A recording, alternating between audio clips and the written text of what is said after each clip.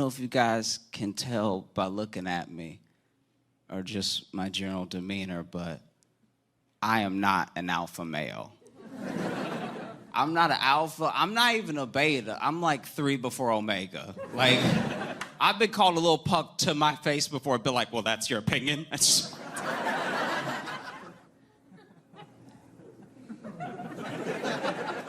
In fact, I know I'm lucky to be a millennial, because if I had been born even 10 years earlier, I wouldn't have lived this long.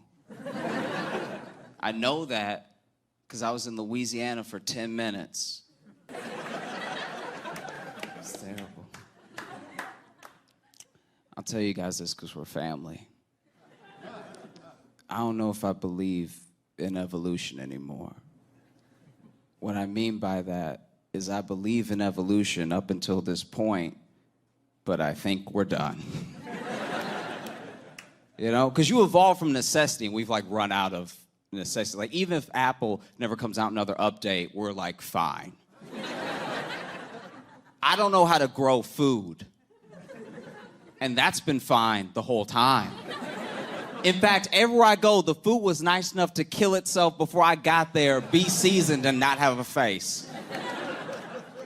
So if we're going to evolve from this point on, like and I mean as a species, not just our stuff. This is cool stuff. It's the best stuff in the history of stuff. But if we're going to evolve as humans, then it's really up to women to keep humanity honest, because we're the only species where the females mate with the weak. We're the only one. If a deer's limping into the woods, all the does aren't like, but I love him. They let that die. They let it die every time. There's no 4-leg broken baby like, you guys want to play? Because usually I do it alone. That's only humans. Humans are the only ones that are like, oh my God, he's going to art school, he's trying. No. Let him go. That's how you get me. Do you want more me? Do you want more guys? We gotta go see Green Lantern. I heard good things. Like, no one needs that. And I'm not trashing any man in here. I had to return a jar of pickles to Trader Joe's. I couldn't open it. So I know.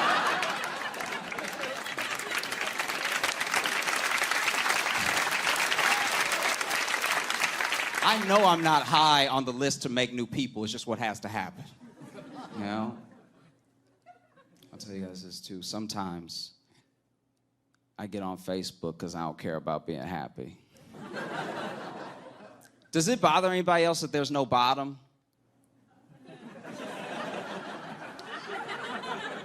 There's no bottom. You can scroll until you die. There's no bottom. And you're never done. You never finish Facebook. You're just like, you either get so mad that you get off or you realize you're late. Those are the only 2 ways to get off.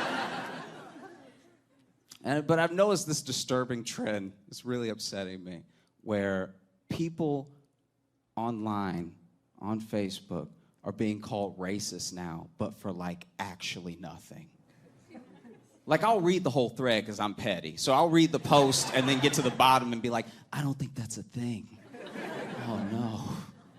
You know, and I've noticed there's a lot of like white people calling other white people racist. And I'll just tell you, as a black dude that grew up in the South, I don't think you're racist until you go to your second Klan meeting, all right? Hear me out.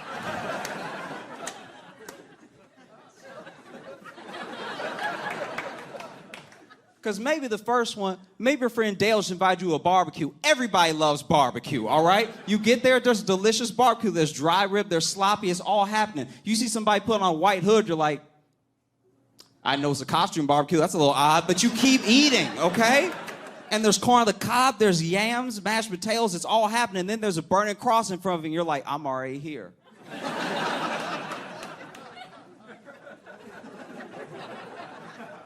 I say this because I have my friend Jordan. He accidentally went to a Klan rally.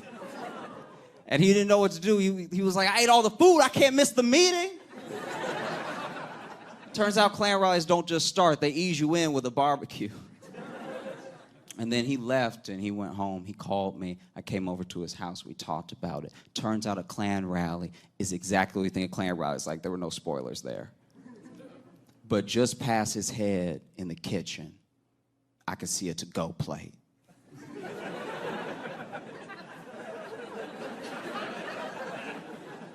And I was like, Jordan.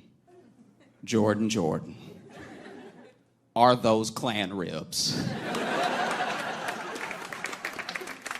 And he was like, yeah. And I was like, can I have some?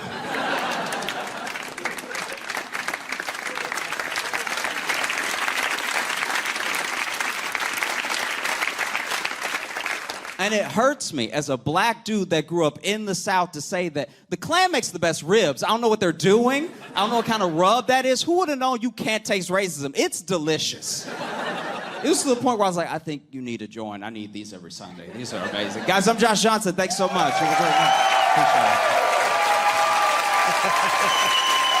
I have to have those ribs. Very nice. Thank you so Sorry, much. I messed up your name up front. Oh, no. I've been drinking. I apologize. Yeah. I was upset. That's Josh Johnson. Everybody.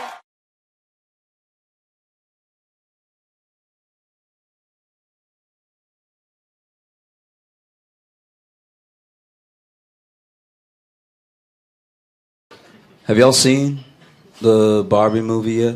Yeah, okay, lie, yes or some no's. I haven't seen it yet, but I'm very excited to see it.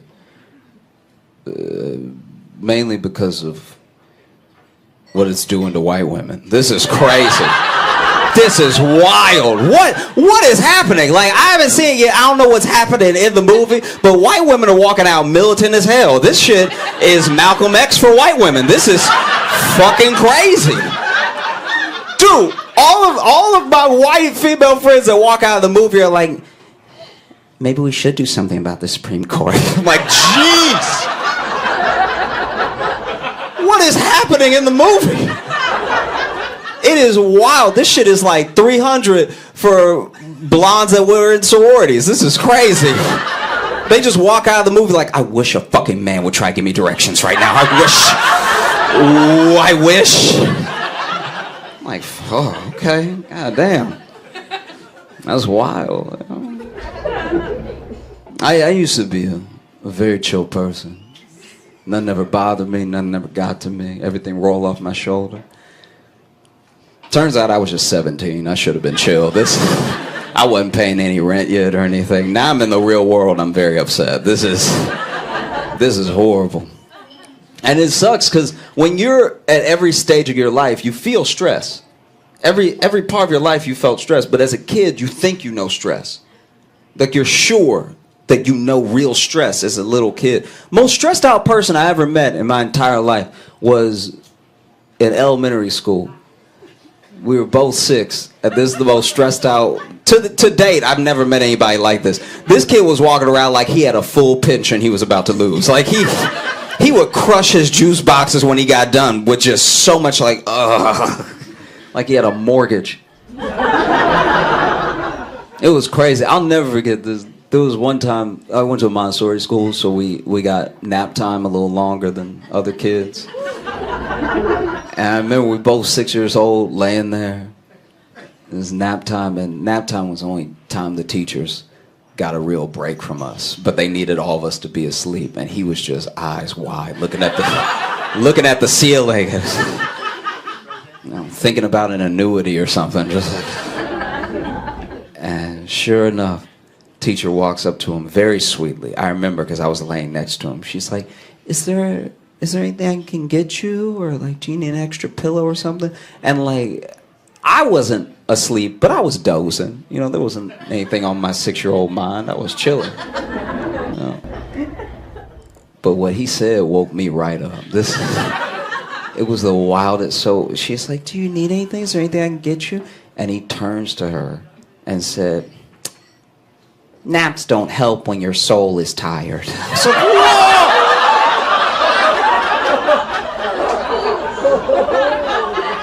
Little man, what have you been through? What's happening right now? Oh, it was terrifying. It was crazy. I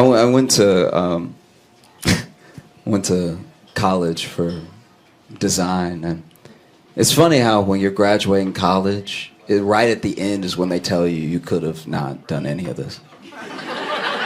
It's like the dean is like shaking your hand and handing your diploma and whispering in your ear. It's like, you didn't have to.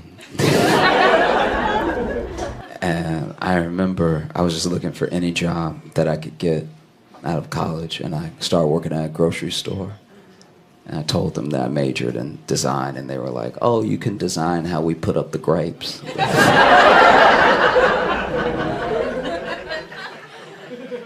And the grocery store that I worked at, I was in Chicago at the time, and it was a horrible neighborhood. It was very bad.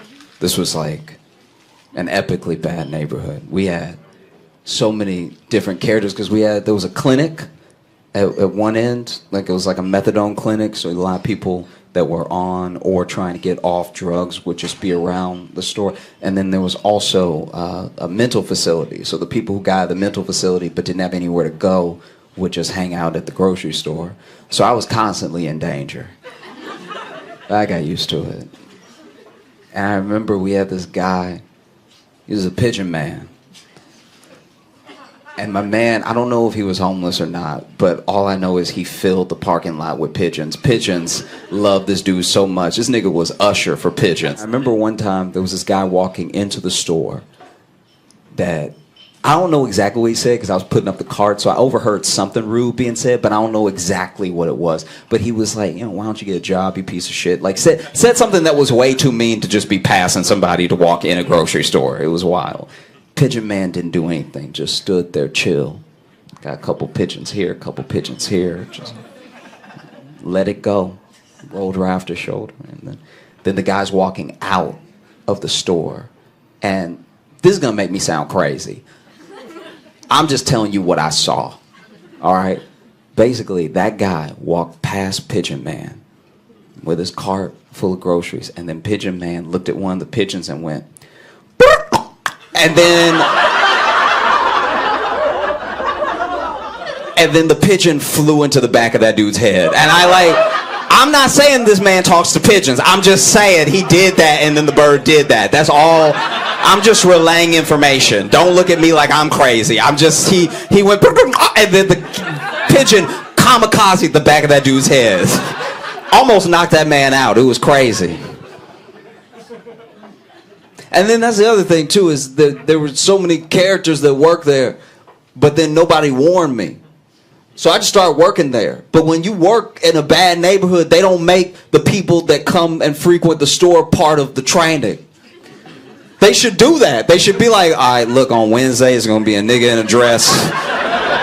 He gonna walk in, he gonna start fighting everybody, all right? So you just want to take cover, right? They don't do any of that. They're just like, all right, and then this is how you fill out your timesheet. Like, they act like it's a normal place. It was not a normal place. And so there was one day where this dude, this dude came in, walked in very casually, stopped right after the sliding doors, took off his shirt, took off his pants, and went, I'ma fuck everybody.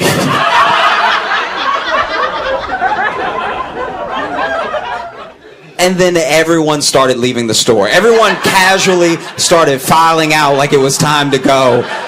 No one protested. No one even stood to see if he meant it. Everyone was just like, all right, should have got here earlier. I was ringing up a woman in my line, and this old, 80-year-old woman, I'm not even quoting her, she was like, fuck those grapes, not getting fucked today. And just keeps walking out. It was insane.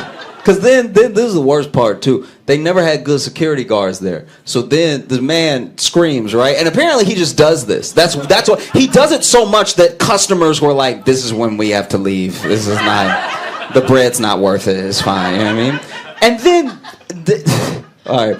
So I don't know the name of it, so I can't put them on blast or anything, but they used this security guard service that was the worst security guard service I've ever seen in my life. I don't know where they were getting these security guards, because these people, not only were they not trained to they didn't secretly know Krav Maga or something like that, they also weren't big. So then this man rolls in, he's like, I'm gonna fuck everybody, and then everyone starts leaving, and then the security guard, who I hadn't even noticed that day until this moment, because then I started scanning the grocery store for him. Security guard, I see him in the corner of my eye, he's walking towards me, and he's over here hobbling towards me. My man is 76 years old with a bad knee and just I think a metal ankle. I don't know what was going on with his legs, and he walked over and whispered in my ear, he's like, can you say something to him? I was like,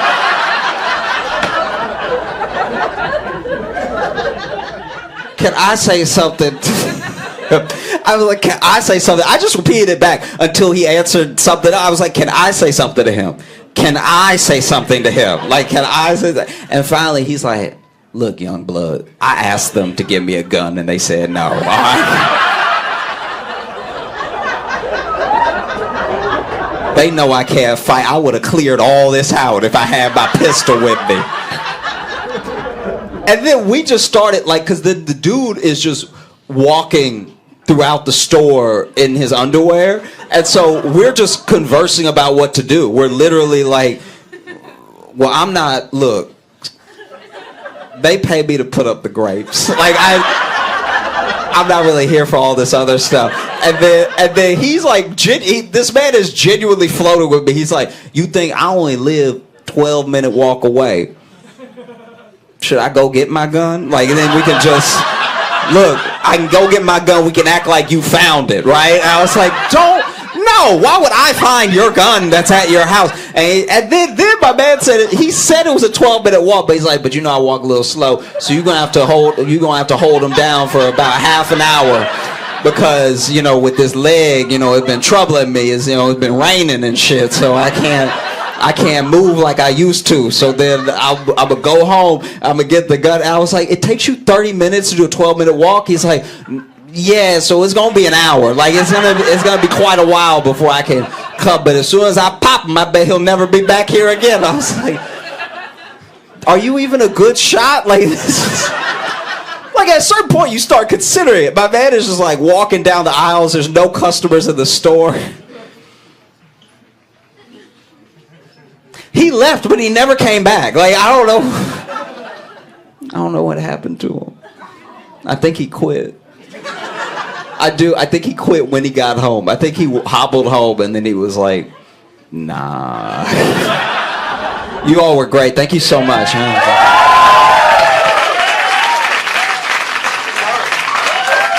Keep it going. Keep it going. Josh Johnson, ladies and gentlemen. I've been watching the news and I saw that Kevin McCarthy lost his speakership. He's not House Speaker anymore. And I was watching, I'm not gonna lie, I didn't really care. It didn't affect me in my mind at all. What I got upset about was after he got fired, he gave a 30-minute speech to the press.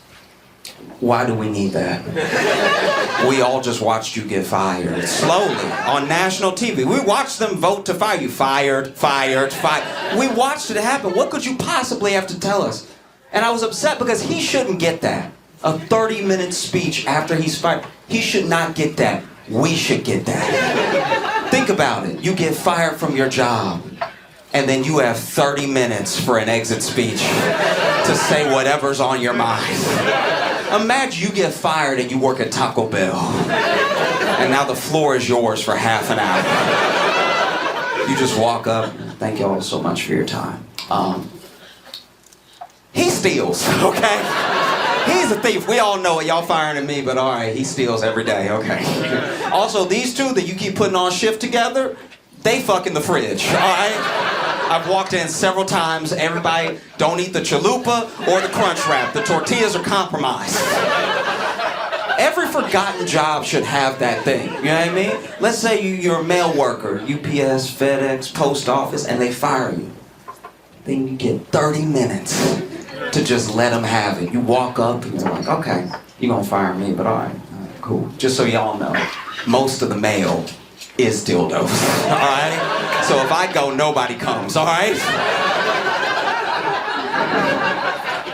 Thankless jobs should get it. You're a social worker, and they fire you.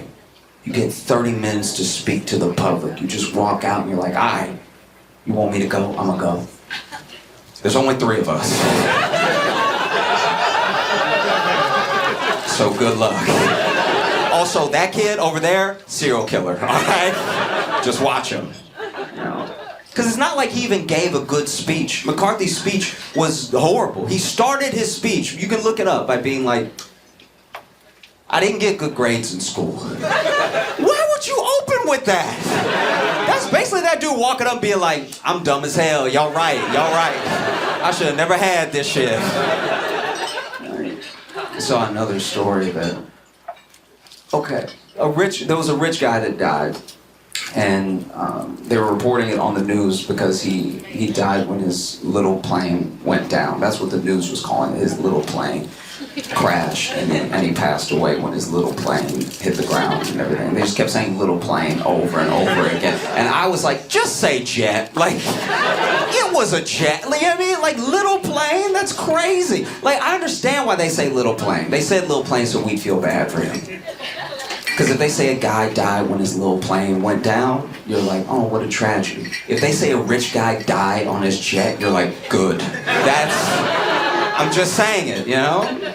But they just kept saying little plane, and the tone they had was weird. They were just like, died on his little plane with his little dick. Like, it just felt weird. It felt like he was the anchor's ex or something. Like, it just had that ex energy. Like, he died on his little ass plane. Little broke ass. It was rented, by the way. He didn't own a plane. It's odd. Just say jet. It's more respectful to just say jet. We don't know this man's story. I look at myself. I come from Louisiana, and I don't come from money. If I ever raise my net worth to the point of being able to afford a jet, and I buy a jet, and then I crash land in my jet and I die, and then they're reporting it on the news, and they say Josh died on his little plane, I will come back to life. Just to whoop ass. That is crazy. Call it a jet. That's what it is. You know? I don't know why I'm so passionate about this. I even had a friend be like, no, just because it's a little plane doesn't mean it's a jet. I'm like, it was his plane. Anyone who owns a plane is doing pretty well. You know? It's like not like owning a little boat. You can own a canoe and still be poor. You know? That just means you have enough wood to stay afloat. But if you are going in the clouds whenever you feel like, that's money. A little plane. My favorite story, though, my favorite thing that happened was Paris Fashion Week. If y'all aren't familiar, Paris has Fashion Week, and all these people high up in the fashion world, rich people, celebrities, they all descended on Paris for a week to see and be seen and stuff. And while they were there was an outbreak of bed bugs, which is hilarious. It couldn't be. You gathered all the richest people in the world together in one place and gave them bed bugs? Are we sure this wasn't an activist? You sure this wasn't Greta Thunberg trying new things? You know what I mean? Just her sitting there like, you take a jet, you pays the price. You know? Could have been. We don't know. But it was amazing. They gave all those rich people bed bugs. It made me laugh so hard because it's Fashion Week, so half of them dress like bed bugs to begin with. So like, bed bugs probably thought it was mating season, you know what I mean? They were seeing them walk by like, okay, come through, thickness. I'm gonna take a bite of you later. But no, people from Fashion Week spoke to the press and the public. People from the local government spoke to the press and the public and everything. And mostly everyone was trying to maintain a sense of calm the entire time, right? We're very sorry that this is happening. This is not a reflection on our beautiful city. We're doing our best to move people. Just please stick with us, right? But there was one person that was my favorite. The deputy mayor also spoke to the public and the press. But when the deputy mayor came out, he was like, it's an outbreak. No one is safe. What kind of leader says no one is safe? We just came out of a global pandemic where no country's leader said no one is safe, even when no one was safe. That's crazy. Then the mayor, because the mayor came out, she was ready. She was like prim, proper. She made me feel reassured, and I wasn't even in Paris, right? And then she got this assistant-ass mayor behind her. No one is safe. She's probably like, get him out of here. It's crazy. No one is safe. Every leader I've ever had has tried to maintain a sense of calm in a crisis. I remember when I was in middle school, in English class. And English class was after lunch. And I had seen this kid at lunch, and he had a nasty-ass lunch. I don't know what it was, but as soon as I saw it, I was like, he gonna be sick. That is disgusting. And so then I sat as far away from him as I could, corner of the classroom. And then middle of class, sure enough, his stomach started bubbling. And we all hear it. He just over here taking notes like... looking at us like, y'all don't hear me, right? It's like, of course we hear you. His stomach is loud as hell. And then in the middle class, he jumps up and runs out. And on the way to running out, because he was very sick, he threw up on the back of like 7 kids' heads. And our teacher said, calm down. I know y'all just got thrown up on. Let me get some towels. It's gonna be fine. She didn't say, no one is safe. You see what I mean? I worked at an Italian restaurant that burned down, right? It burned down, and even as the head chef was trying to put the flames out on his back, no one yelled, no one is safe. We just tried to put this man out.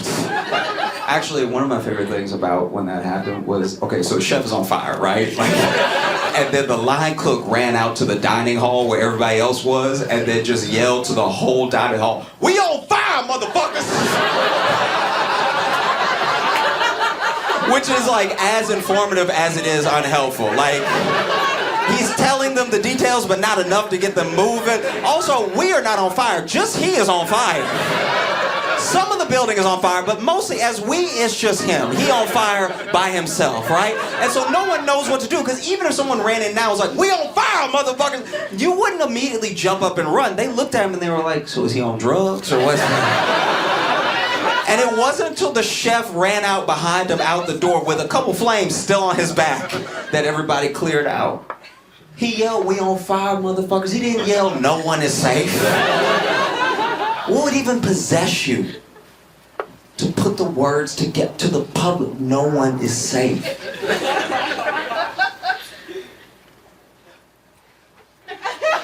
Like, when I think about, now that I think about it, I think that was that deputy mayor low-key admitting he had bed bugs. That's what it was. It had to be, no one is safe. That means I'm not safe. That's, no one is safe. I wish there was video. There's no video of it happening. But you can tell that this is the case because anytime one of our leaders has to speak to us, they're calm because it's not their problem. That's what's happening. I grew up in Louisiana. Our whole state would get slammed by hurricanes, and the governor would come on TV and be like, we're gonna stick in this together, all right? We're all in this together. He's clearly in Massachusetts, by the way. We're all in this together, all right? Y'all just stick with me, we're gonna get through this. You know what I mean? I think that dude freaked out because it was his problem.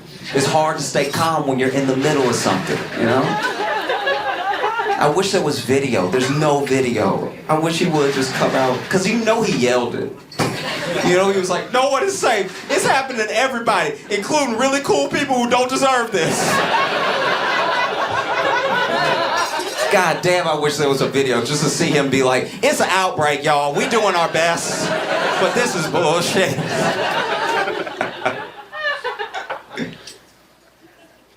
You know, okay.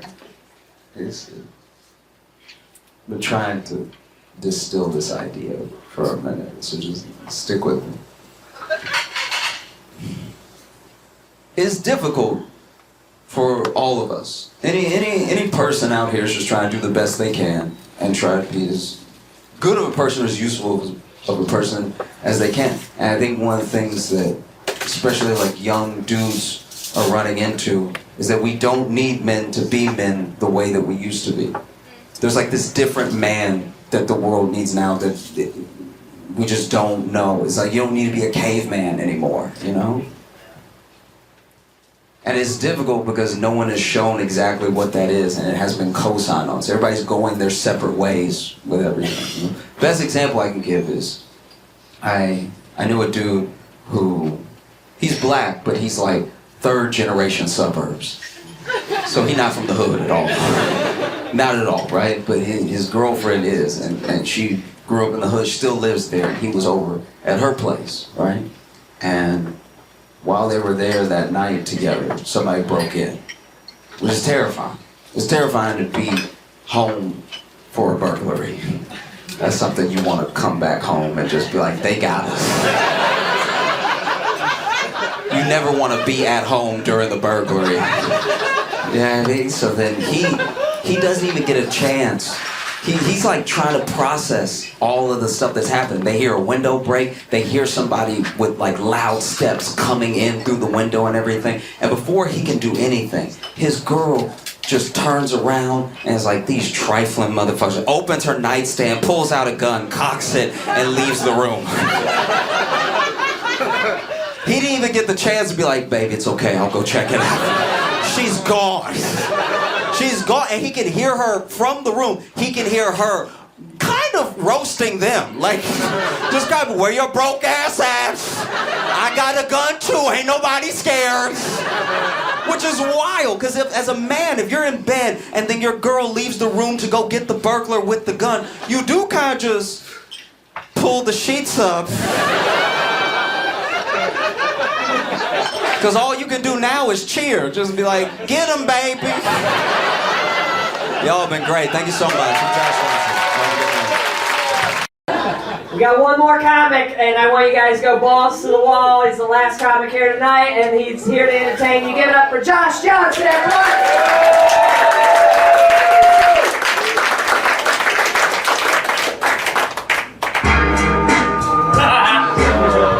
Just a little late.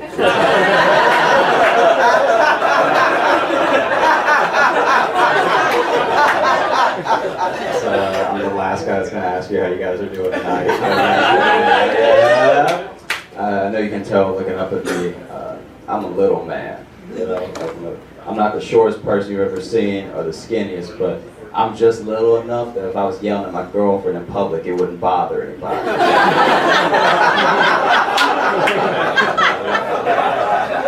Usually when you see them, you're like, hey, calm down, is there a problem here? What's going on? But with me, you'd be like, oh, he needs a nap.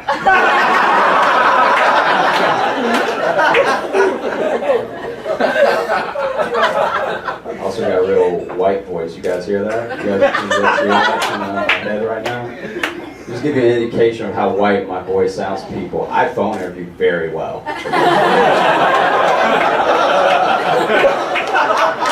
I crush phone interviews. I pretty much destroy interviews. Now, my name is Josh Johnson, which is basically a resume template.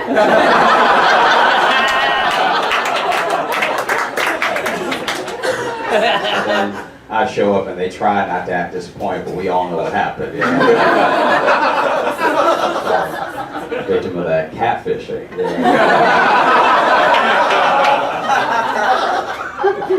Have you guys ever had a day you knew it was going to be bad? As soon as you woke up, you're like, not today. Today needs to leave me alone. Like, not today. I woke up, this is what happened. I woke up, got dressed for work, I got my foot and my head outside, alright? Just my foot and my head, and a bird shit on my head. This thing, never been pooped on by a bird before, didn't know how to handle it, didn't know what to do next. The bird poop hit my forehead, slid down my forehead, the poop that went between my fingers hit my shoe. So he got me good. He got me good. Right? If this were a drive-by, I'd be dead. That's a headshot, hand wound, foot shot, I'm not going anywhere. Right?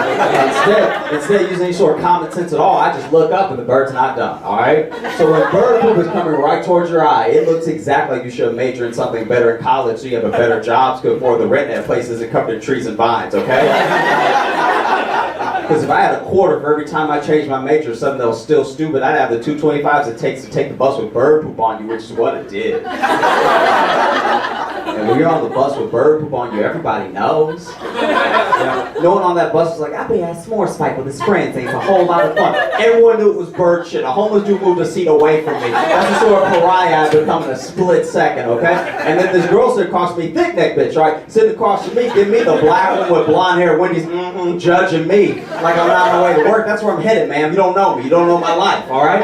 But then we get to her stop. She gets up. She walks out. I see that she has Dorito dust on the back of her neck. Who are you to judge me if you got Dorito dust on the back of your neck? This was an accident. That's a lifestyle choice, bitch. All right? But that means when you eat Doritos, you either put your head in the damn bag, or you eat Doritos like such a savage you actually break a swag to wipe it off, or you get the chance to suck your fingers judging me. Since we're judging each other, your new name is Dirtfoot, bitch. All right? You got Dorito dust on the back of your neck like somebody's uncle or something. You scratch the stiff hobo, bitch.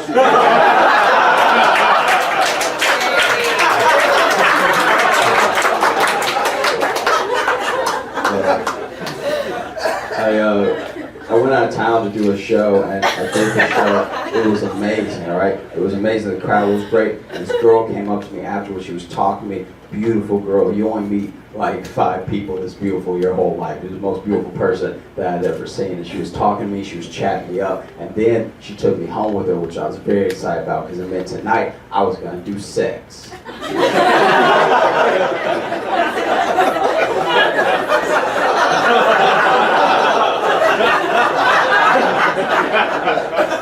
I don't get to do sex often because I call it doing sex. But then we got back to our place, we were making out, it was beautiful, the sweat was causing steam to come off our bodies. It probably wasn't, but it was my mind, okay? And so we were, like, our sex was about to be had, all right? We were stripping down naked, we were next to the bed. I should mention something, she was way, way taller than me, like model height, which I usually don't go for. It's nothing personal, it just makes me a chin kisser. I'm not about that life, you know? I shouldn't have to stand on the steps and you stand on the ground for us to have a notebook moment, you know? But I made an exception because she was the most beautiful person I'd ever seen, okay? So we were making out, sex was about to be had, and we were naked next to the bed. She ruined it. She ruined it. Because we were making out, it was about to happen, and this bitch picked me up.